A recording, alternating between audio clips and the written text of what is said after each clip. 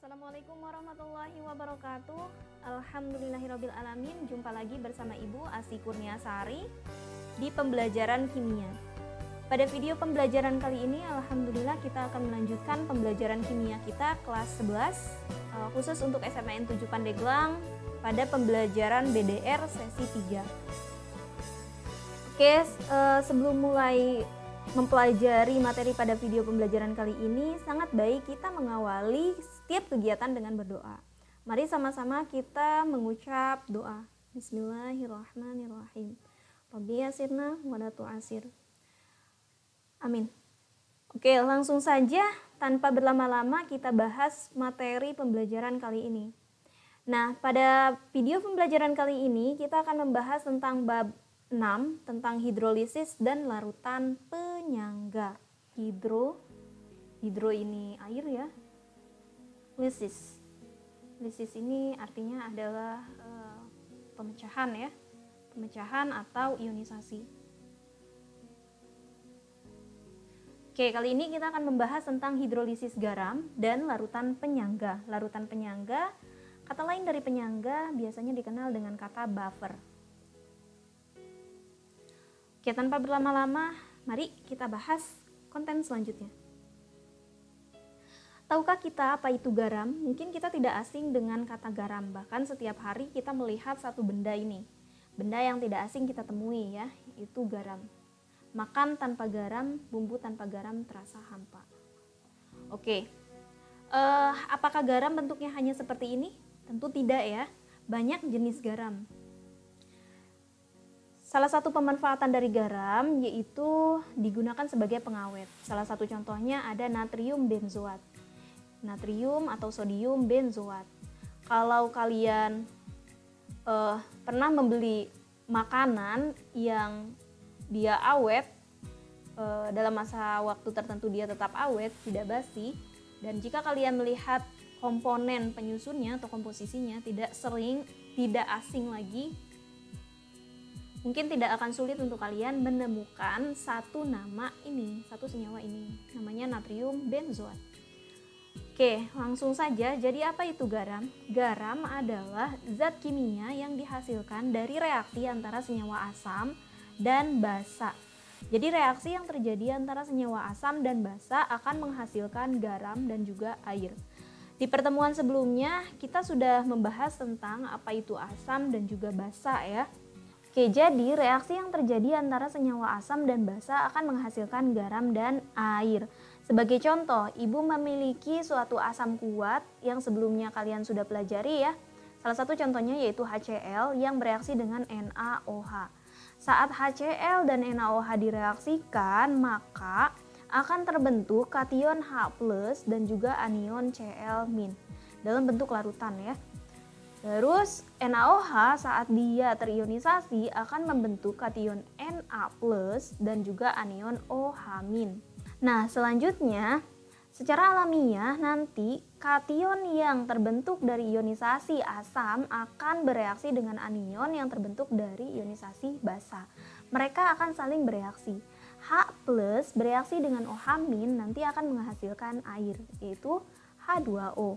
Nah, selanjutnya anion sisa asam akan bereaksi atau berikatan dengan kation sisa basa atau logam dari basa ya, sehingga nanti ini akan membentuk senyawa dengan rumus NaCl.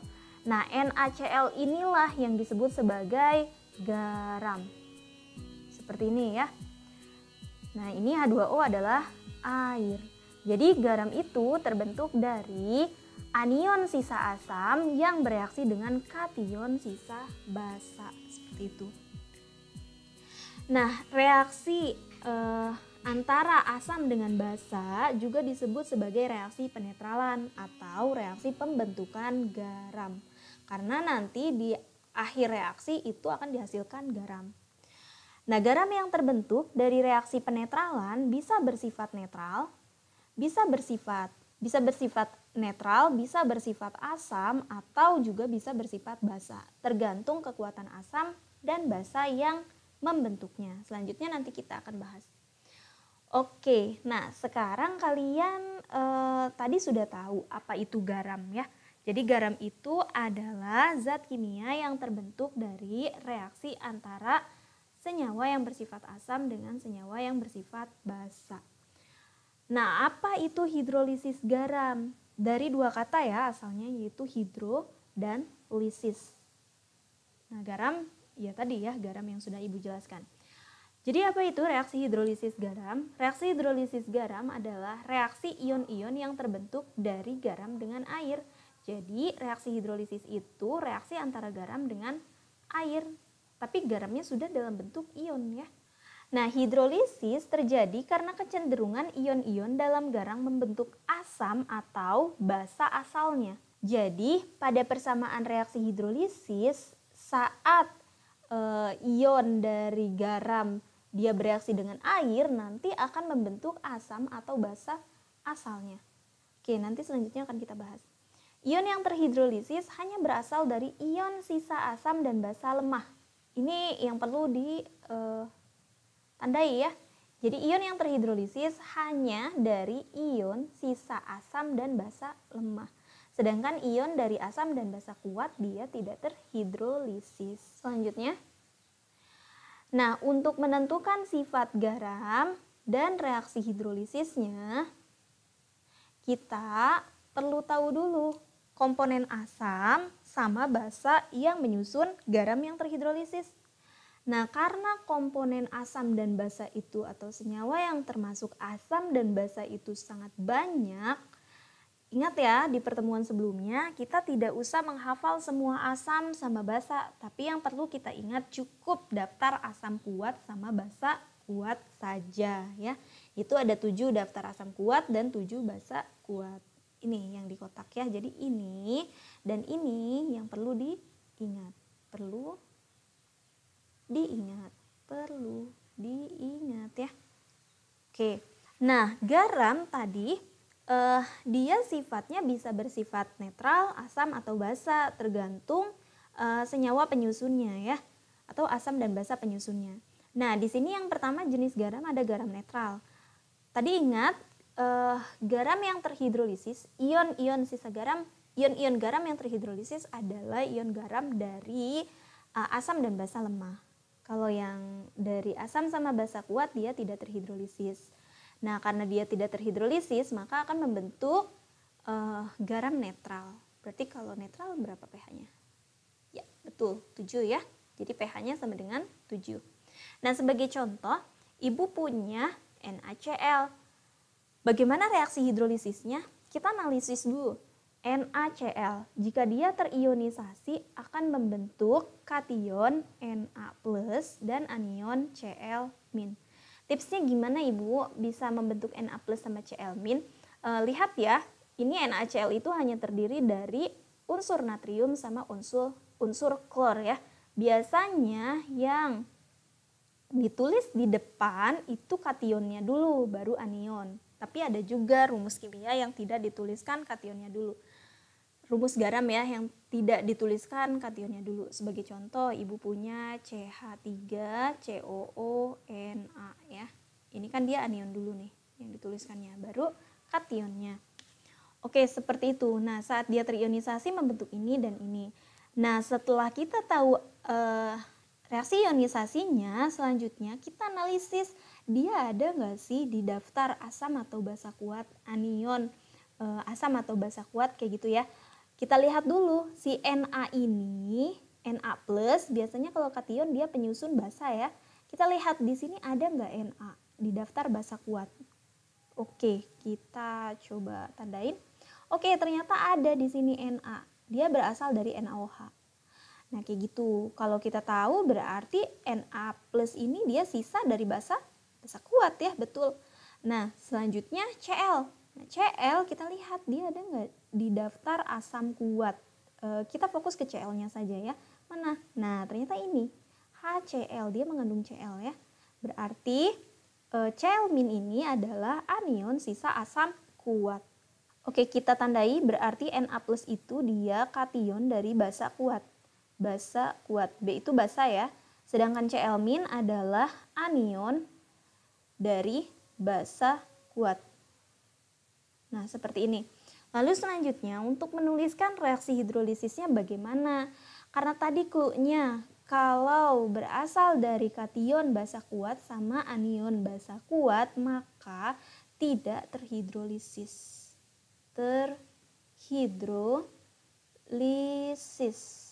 Nah, seperti ini ya. Sehingga reaksinya seperti apa? Berarti Na+, jika dia direaksikan dengan H2O, dalam hal ini air, maka tidak terjadi reaksi hidrolisis ya. Seperti ini. Nah, dan Cl- anggaplah dia aqueous ya. Saat dia bereaksi dengan air, tidak terjadi reaksi hidrolisis. Seperti ini. Untuk reaksi hidrolisis garam netral. Oke, selanjutnya garam asam. Garam asam berarti garam ini dia terdiri dari asam kuat dan basa lemah. Ingat ya, terdiri dari asam kuat dan basa lemah untuk garam asam. Dia terdiri dari asam kuat yang bereaksi dengan basa lemah. Ya. Anion sisa asam kuat yang bereaksi dengan kation sisa basa lemah. Nah, bagaimana reaksi hidrolisisnya? Akan terhidrolisis parsial. Kenapa? Karena hanya terdiri dari satu komponen yang lemah, yaitu yang basanya ya. Nah, karena dia merupakan garam asam, maka nanti pH-nya akan lebih kecil daripada 7. Mengapa demikian? Kita tinjau dari reaksi hidrolisisnya. Oke, sebagai contoh Ibu punya FeSO4 di sini. Saat dia terionisasi akan membentuk Fe dan SO4. Kita lihat SO4 ini dia muatannya 2- ya di anion poliatomik. Berarti karena di sini 0, maka si Fe di sini muatannya sama dengan +2. Mohon maaf. SO4 di sini 2-, maka Fe-nya di sini +2 ya, atau 2+. Nah, seperti ini ditulisnya. Mengapa? Karena FeSO4 di sini dia totalnya adalah 0 muatannya. Nah, biar jadi 0 berarti -2 harus ditambah +2. Seperti ini. Nah, kita tinjau Fe2+ ada nggak di daftar basa kuat?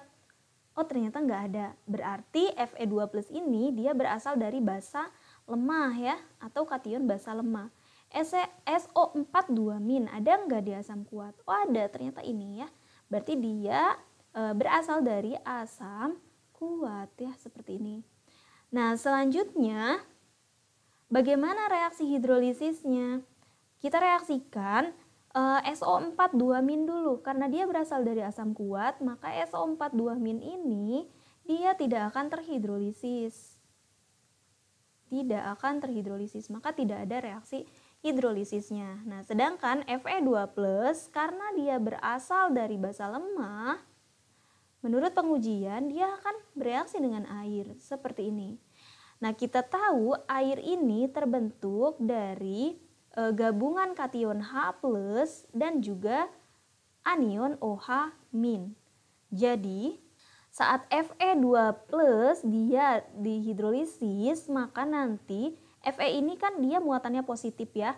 Nanti dia akan bereaksi dari dengan bagian negatif dari air, yaitu OH-. Seperti ini. Nah, selanjutnya kita samakan muatannya. Fe ini dia muatannya 2+, sedangkan OH- dia muatannya hanya -1. Biar jadi netral, maka nanti kita butuh OH-nya, berarti kan ini baru 1 ya, -1, sedangkan Fe-nya 2+. Oke, muatannya itu saat dia membentuk garam itu harus 0 ya. Yang diinginkan itu 0. Maka di sini Fe-nya kan dia 2+. OH-nya di sini -1. Biar jadi 0 berarti +2 ini harus dikurangi berapa? Harus dikurangi -2 ya. Nah, seperti ini. Artinya OH-nya di sini harus ada 2. Seperti ini ya. Nah, selanjutnya kita tuliskan rumusnya. Karena di sini OH-nya dia sebanyak, OH-nya yang dibutuhkan sebanyak 2 buah, maka di sini H2O-nya juga harus 2 buah seperti ini. Nah, selanjutnya nanti Fe ini akan bereaksi dengan OH- sebanyak 2 buah. Kita tuliskan di sini, berarti Fe OH 2 kali. Bu, angka 2 ini dari mana? Dari koefisien OH. Oke. Nah, karena OH-nya dia ada 2, maka H plusnya juga ada 2. Berarti saat Fe2 plus terhidrolisis akan menghasilkan FeOH 2 kali dan 2H plus. Seperti ini. Oke, reaksi hidrolisis dari garam asam ini membuktikan asal mula mengapa garam yang berasal dari basa lemah dan asam kuat itu bersifat asam. Mengapa bersifat asam? Karena saat terhidrolisis, garam yang terbentuk dari basa lemah dan asam kuat akan menghasilkan kation H+. Ini adalah ciri dari asam. Ingat lagi ya bahwa ciri asam itu saat dia direaksikan dalam air akan menghasilkan kation H+. Menurut Arrhenius ya, atau asam itu adalah pendonor H+. Menurut Bronsted-Lowry. Jadi identik dengan H+, adanya H+ ya. Untuk senyawa asam. Selanjutnya, yang ketiga ada garam yang bersifat basa. Garam yang bersifat basa ini akan terhidrolisis parsial. Parsial itu artinya sebagian ya. Oke, berarti yang ini juga dia terhidrolisisnya parsial ya, karena yang terhidrolisis hanya bagian kation basa lemahnya saja, sedangkan anion dari sisa asam kuat dia tidak terhidrolisis. Parsial itu artinya sebagian ya. Jadi parsial itu sama dengan sebagian. Oke, selanjutnya garam basa. Contohnya di sini Ibu punya BaCH3COO 2 kali. Bagaimana reaksi hidrolisisnya? Reaksi hidrolisisnya dia terhidrolisis parsial.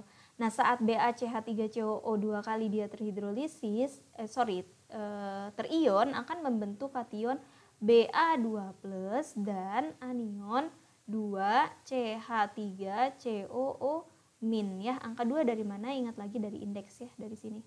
Nah, Ba2+ kita lihat ada nggak di daftar basa kuat? Karena dia kation maka tinjaunya di basa ya. Oh, ternyata ada di sini.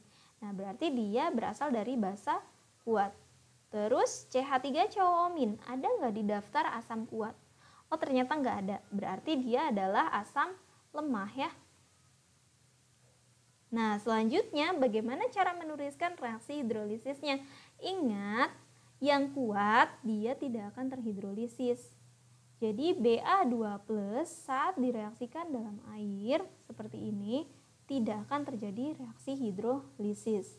Nah, sedangkan CH3COO- karena dia berasal dari asam lemah, dia akan terhidrolisis H2O seperti ini. Ini terdiri dari H+ dan OH- seperti ini. Nah, dia akan terhidrolisis. Sehingga nanti CH3COO- akan bereaksi dengan H+ menghasilkan CH3COOH plus sisanya OH- ya. Seperti ini. Ibu, kenapa ini nggak dikasih angka 2? Karena CH3COO- dia hanya punya total muatannya hanya 1. Dan H+ ini 1. 1 dikurangi -1 hasilnya sama dengan 0 ya. Seperti ini. Nah, karena melepaskan OH-, maka garam yang terbentuk dari basa kuat dan asam lemah ini akan bersifat basa. Jadi ini ciri dari basa. Jika dia basa, maka pH-nya akan lebih besar daripada 7. Seperti ini ya. Oh ya, mohon maaf, ini harusnya dia tanda panahnya bolak-balik.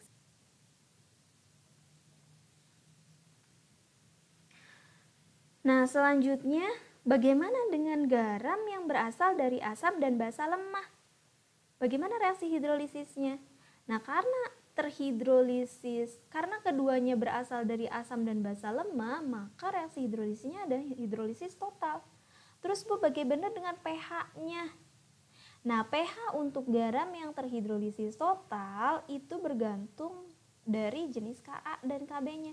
Jika Ka-nya lebih besar daripada Kb, data Ka dan Kb-nya ya, maka ini asam atau pH-nya lebih kecil dari 7. Jika Ka-nya lebih kecil daripada Kb, maka senyawanya akan bersifat basa.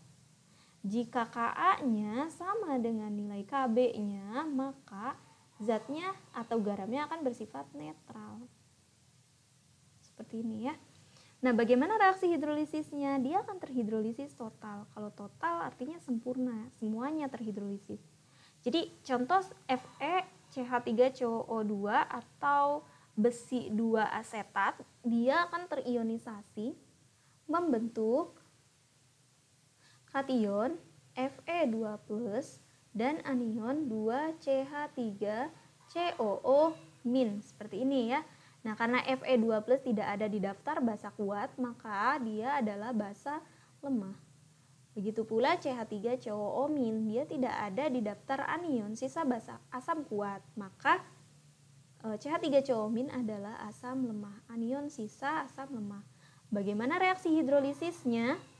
Karena sama-sama berasal dari yang lemah, maka Fe2+ saat direaksikan dengan air, dia akan terhidrolisis.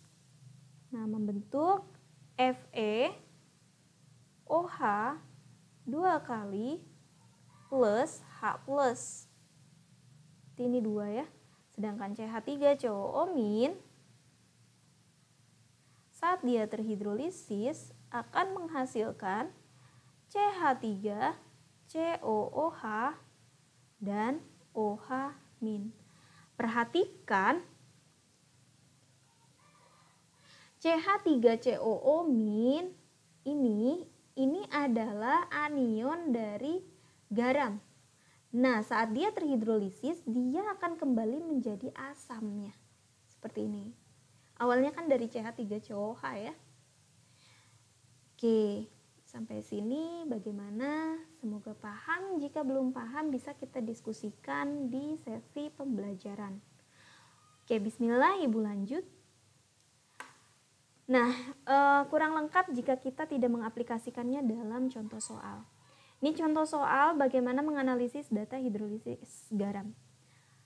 Perhatikan tabel persamaan reaksi hidrolisis garam berikut. Nah, yang ditanya adalah pasangan data garam terhidrolisis yang tepat. Nih, berarti kita analisis ya. Bagaimana cara menentukannya?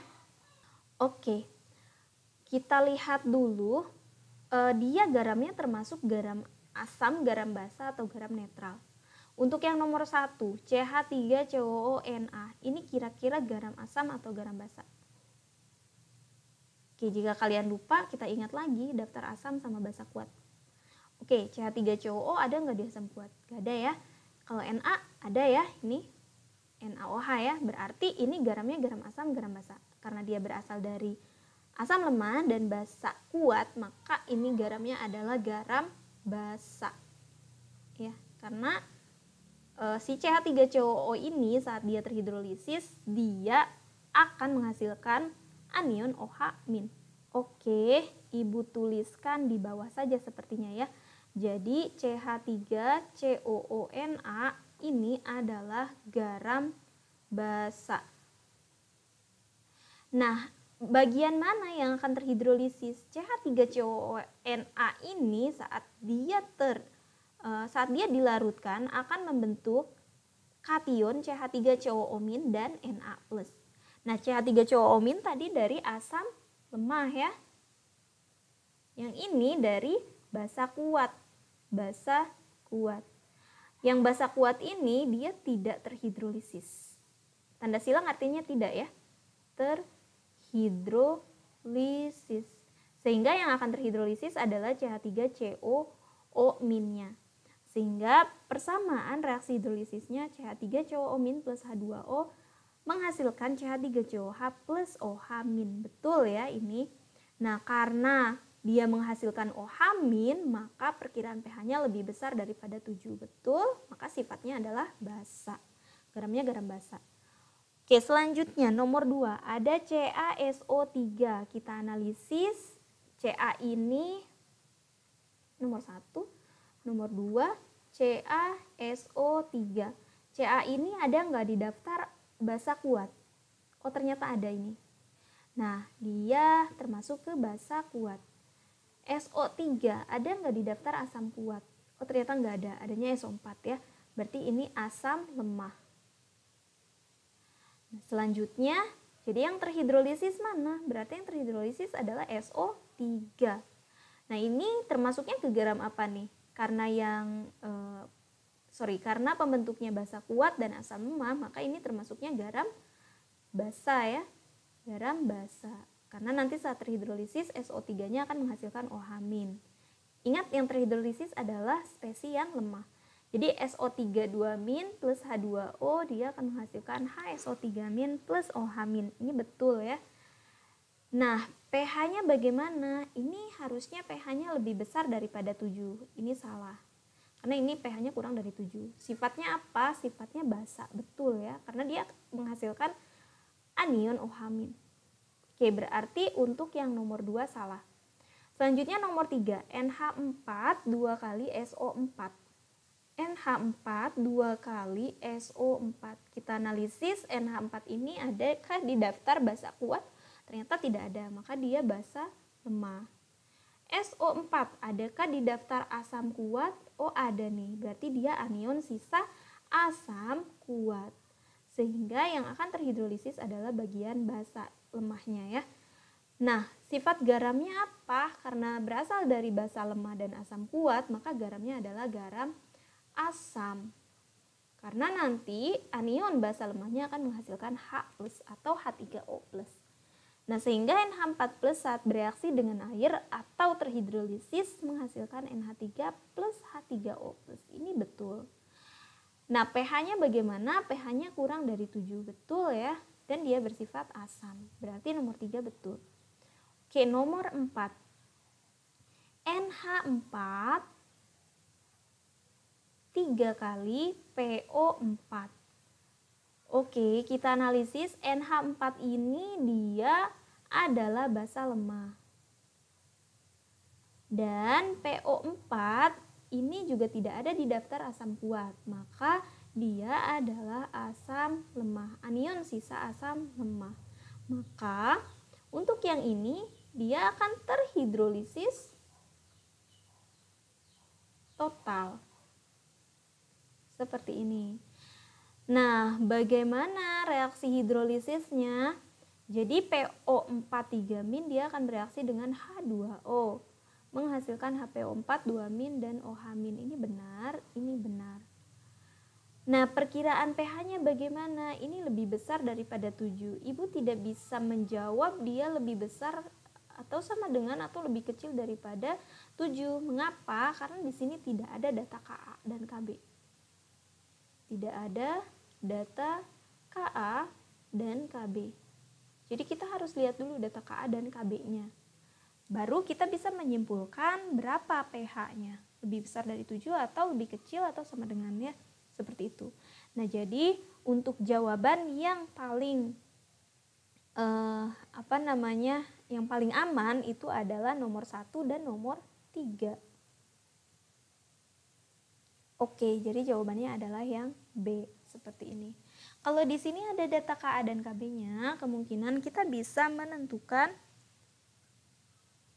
sifat garamnya ya, perkiraan pH garamnya. Oke, sampai di sini semoga paham. Kita lanjut. Nah, selanjutnya ini berkaitan sama makanan sama kosmetik ya. Ini kalian mungkin tidak asing dengan benda yang satu ini. Ini kalau kita ngebakso nih sama benda ini nih, ini gak asing banget di tempat bakso ya, di tukang bakso. Apa ini? Saus. Yang satu lagi temannya saus, yaitu kecap. Nah, pertanyaannya di sini, mengapa bisa awet si saus sama si kecap tersebut walaupun kita simpan dalam waktu yang lama ya, relatif lama. Terus ini ada gambar bayi. bayinya dia pakai shampoo sepertinya ini ya, atau sabun. Nah, ada kosmetik untuk bayi yang labelnya itu biasanya disebutkan tidak pedih di mata.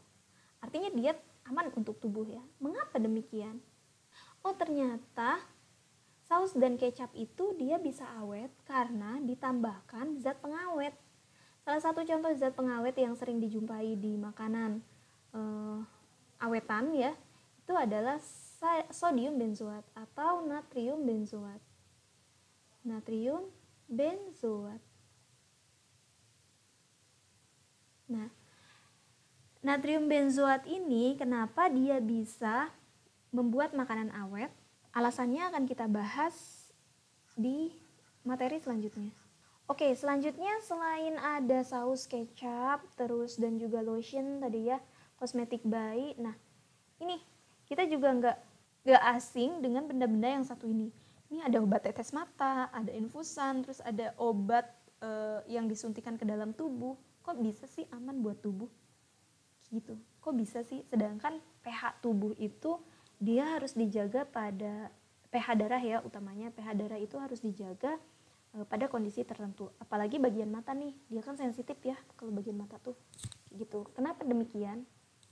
Nah, karena ternyata tubuh kita itu pintar sekali ya. Suatu anugerah dari Tuhan, kebesaran Allah yang bisa menciptakan tubuh manusia sebegitu sempurna ya. Sistem yang bekerja di tubuh manusia sebegitu sempurna. Nah, kenapa larutan penyangga? Kenapa yang tadi itu bisa termasuk ke dalam larutan penyangga, Bu? Emang apa sih larutan penyangga? Larutan penyangga itu anak-anak adalah larutan yang dapat mempertahankan pH dengan penambahan sedikit asam, basa, atau air. Ya. Oke. Ini Ibu langsung ke contoh soal mengidentifikasi larutan penyangga.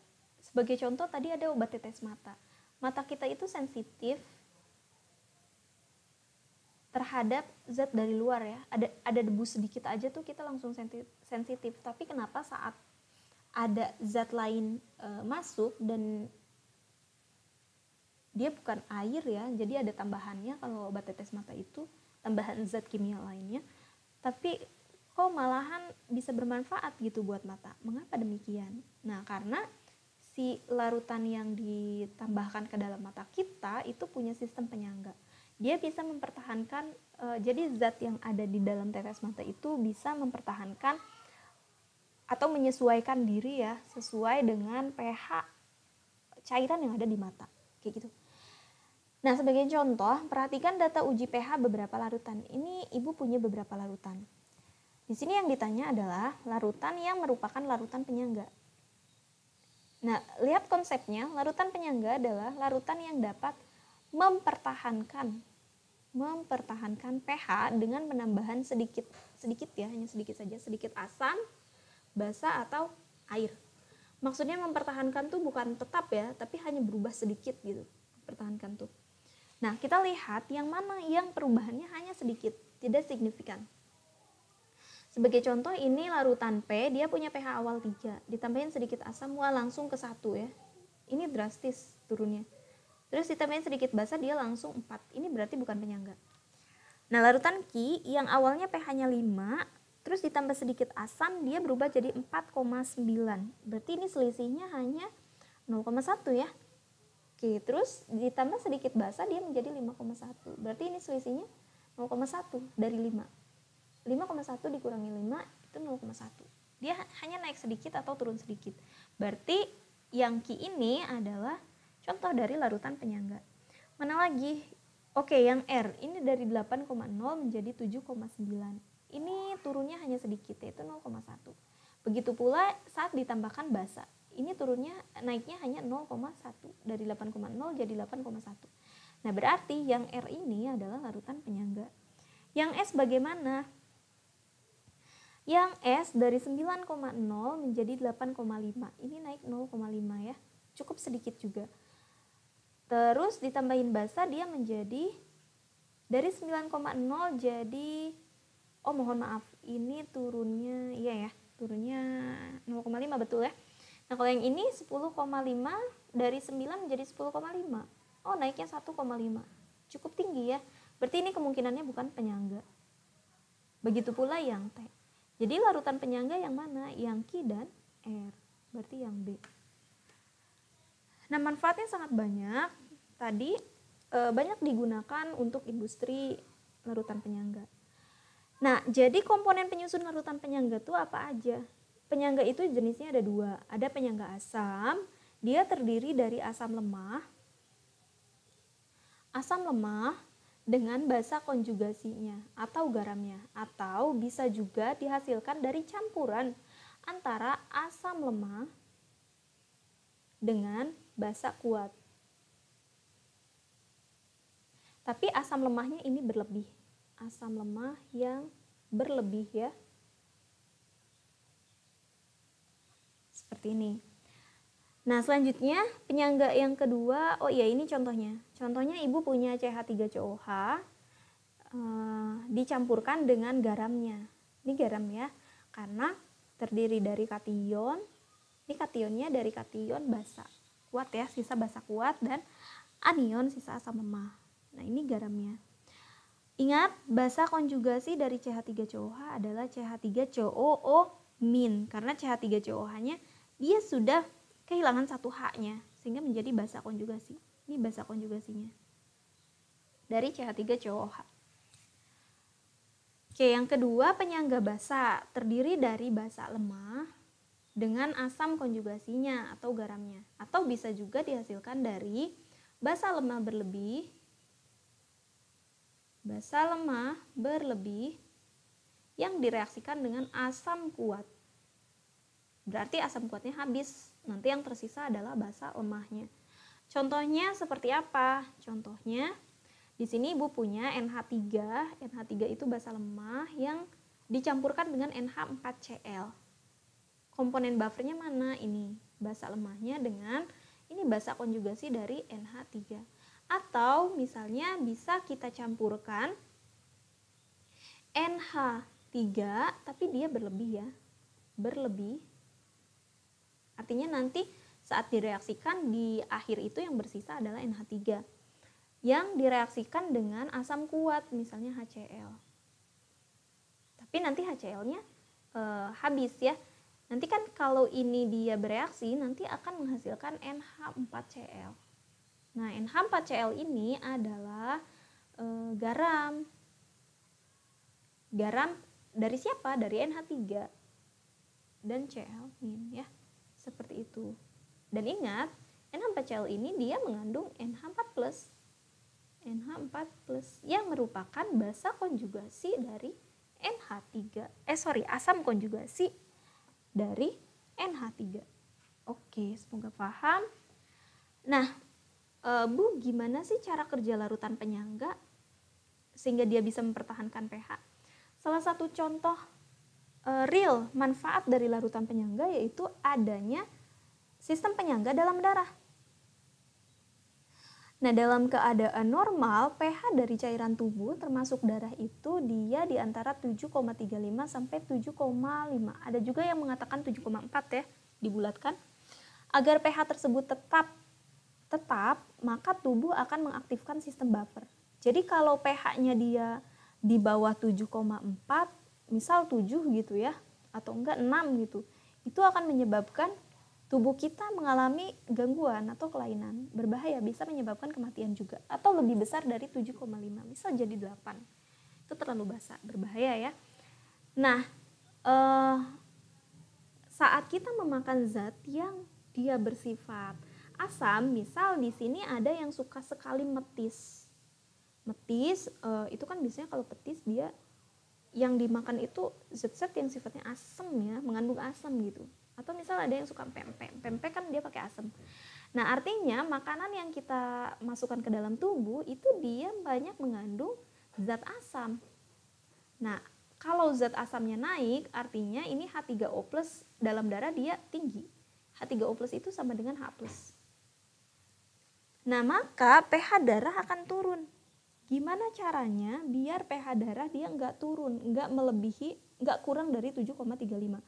Maka darah tersebut dengan cerdasnya dia akan mereaksikan anion karbonat dengan H+ yang berlebih. Sehingga nanti akan dihasilkan, ini karbon dioksida ya, mohon maaf, CO2 dan H2O. Nah, CO2 yang dihasilkan ini nanti akan dikeluarkan melalui pernafasan, seperti itu. Sehingga nanti pH darah itu akan tetap stabil ya, tidak kelebihan H3O+. Nah, bagaimana jika misalnya konsentrasi OH- naik? Kita banyak makan zat-zat yang sifatnya basa, yang pahit-pahit gitu ya. Biasanya mengandung basa, tapi nggak semua yang pahit mengandung basa sih. Oke, maka pH darah dia akan naik. Gimana caranya biar pH darah nggak naik? Maka zat asam yang ada di dalam darah yaitu H2CO3. H2CO3 ini dia adalah asam lemah. Asam lemah. Zat asam ini dia akan bereaksi dengan anion OH-, sehingga nanti akan menghasilkan basa konjugasinya. Basa konjugasi dari ini asam karbonat ya, seperti ini.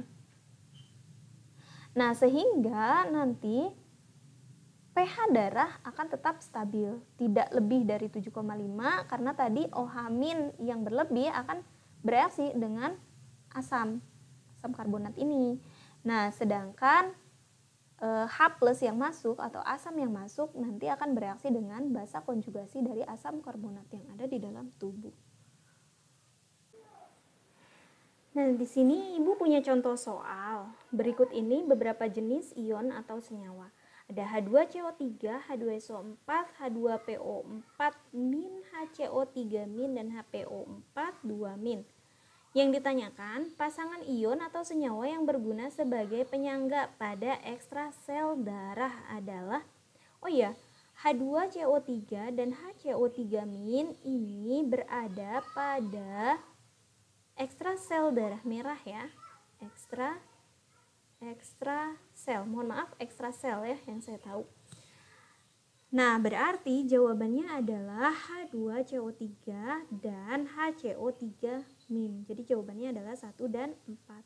Sedangkan H2SO4 ini tidak berada pada cairan ekstra maupun intrasel ya.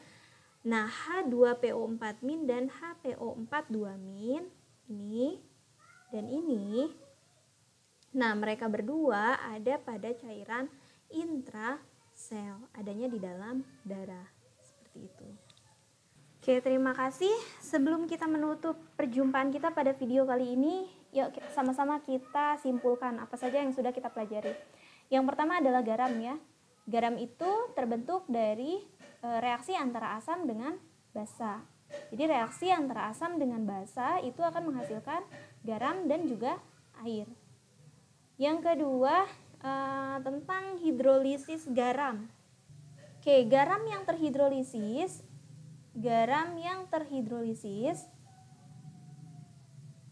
itu adalah garam yang berasal dari anion atau ion dari sisa asam lemah,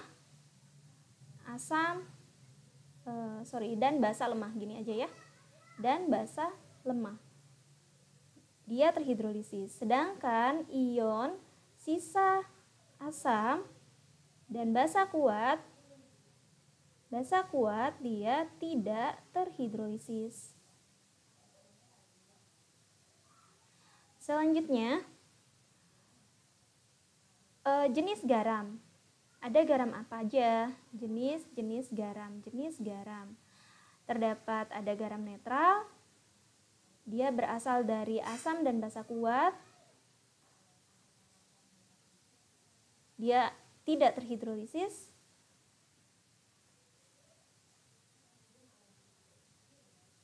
Yang kedua ada garam asam, berasal dari asam kuat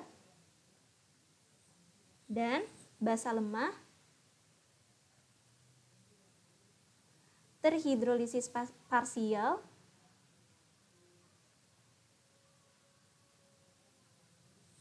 Selanjutnya ada garam basa berasal dari basa kuat dan asam lemah. Dia terhidrolisis parsial. Dan ada garam yang berasal dari asam dan basa lemah. Nah, akan terhidrolisis total.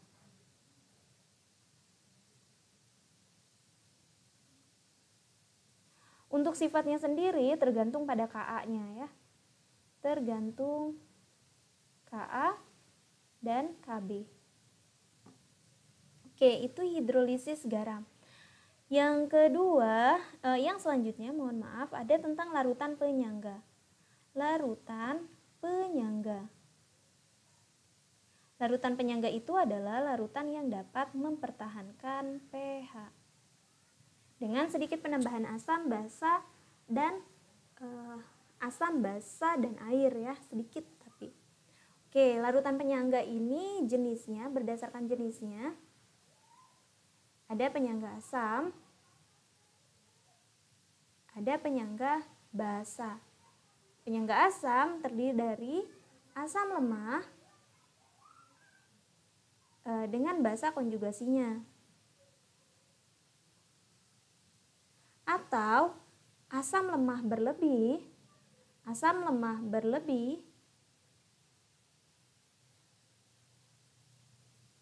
yang bereaksi dengan basa kuat. Terus selanjutnya, sedangkan penyangga basa terdiri dari basa lemah yang dicampur dengan asam konjugasinya.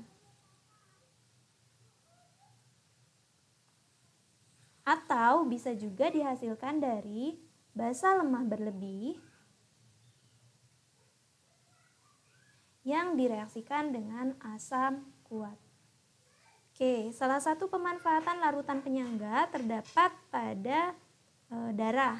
Jadi penyangga itu terdapat dalam darah. Nah, bagaimana cara kerja dari larutan penyangga? Cara kerja larutan penyangga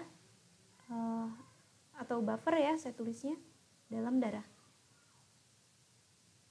Ini nggak hanya dalam darah ya, jadi dalam senyawa biasa pun, jadi dalam produk, misalnya dalam produk makanan dia sebagai pengawet, itu juga sama sistem kerjanya. Jadi nanti tadi kan larutan penyangga itu terdiri dari, misalnya dalam darah ya, dalam darah itu terdiri dari campuran asam lemah yaitu H2CO3 dengan basa konjugasinya yaitu HCO3-. Nah, saat kondisinya dia asam, nanti zat asam yang masuk akan bereaksi dengan basa konjugasi, spesi basa konjugasi dari penyangga. Basa konjugasi atau dengan basa ya. Nah, dalam hal ini kalau dalam darah ini asam. Dia bersifat asam. Nah, ini adalah basa konjugasinya. Konjugasi. Nah, saat suasananya basa, nanti zat yang akan bereaksi adalah zat asamnya. Seperti ini. Oke, cukup sekian pembahasan materi kita tentang larutan penyangga dan juga hidrolisis garam.